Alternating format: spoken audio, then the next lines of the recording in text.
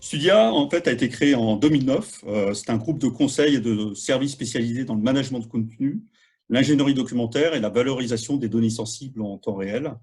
Le groupe a principalement développé sa croissance par le rachat d'entreprises d'expertise multidomaine de plus de 20 ans. Et en quelques chiffres, Studia, c'est 12 implantations, dont 3 à l'étranger, 400 collaborateurs, dont un tiers en région Sud-Provence-Côte d'Azur, 300 clients, principalement ETI et grands comptes, comme par exemple EDF, Airbus, le CEA, Nexter et bien d'autres, et un chiffre d'affaires de 32 millions d'euros sur le dernier exercice 2019. Alors, sur quel secteur vous vous positionnez? On est particulièrement présent dans le secteur de l'industrie, avec une étroite collaboration en région avec Timor et Fabre, mais également présent dans les domaines de l'énergie, l'aéronautique, la défense et les transports. Alors ça, c'est pour les secteurs, et pour les offres de services, elles semblent, par rapport à l'introduction, elles semblent relativement larges. Oui, oui, alors effectivement, vous avez raison, elle est assez large.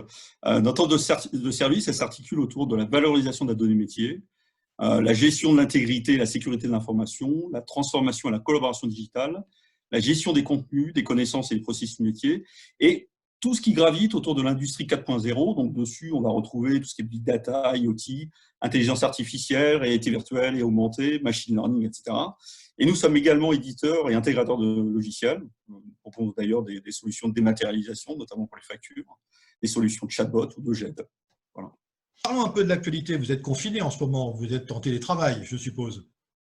Oui, alors comme beaucoup de monde ont subi un peu cette situation, au sein de chez Studia, nous on pourrait dire qu'on s'y est pris, on s'est rapidement organisé pour faire face à cette situation, et ainsi un très grand nombre de nos collaborateurs travaillent aujourd'hui à domicile.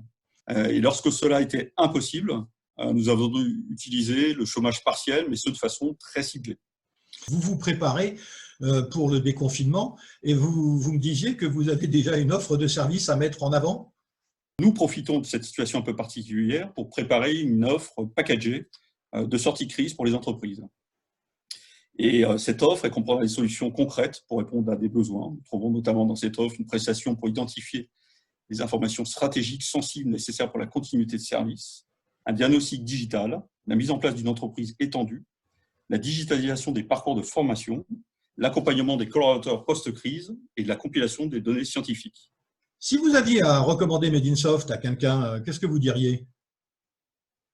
Alors, Medinsoft, je pourrais dire, nous, on s'est très bien retrouvés dans Medinsoft, je vais vous dire un peu de notre expérience, parce qu'on a un but commun, à savoir l'accélération de la transformation digitale des entreprises du territoire, qui est pour nous indispensable à son développement et parfois à sa survie.